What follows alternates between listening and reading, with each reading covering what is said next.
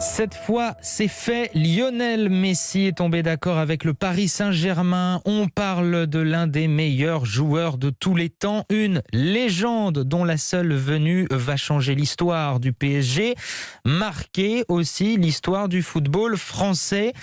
L'Argentin sera même à Paris dès aujourd'hui, Jean-François Pérez. Absolument, si tout va bien. Plusieurs sources annoncent en effet l'accord du joueur pour 2 ans avec le PSG et son arrivée est imminente. Sans doute, vous l'avez dit, dans l'après-midi, peut-être fin d'après-midi, début de soirée. Messi est attendu pour passer l'indispensable visite médicale avant de paraffer son contrat. Une conférence de presse devrait avoir lieu demain. Cela veut dire que les choses se sont accélérées ce matin alors que les discussions semblaient patiner, notamment au sujet de la rémunération du joueur et des clauses de droit d'exploitation de son image.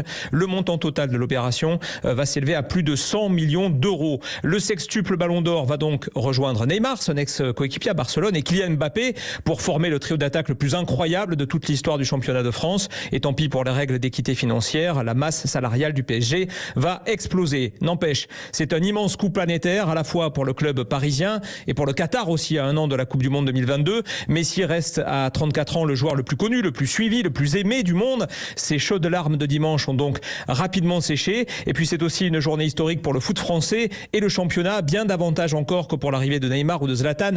Il y a 10 ans, souvenez-vous, Nasser Al-Khelaifi voulait faire éclore le nouveau Messi à Paris. C'est le vrai qui arrive aujourd'hui. Jean-François Pérez en direct, chef du service des sports d'Europe 1.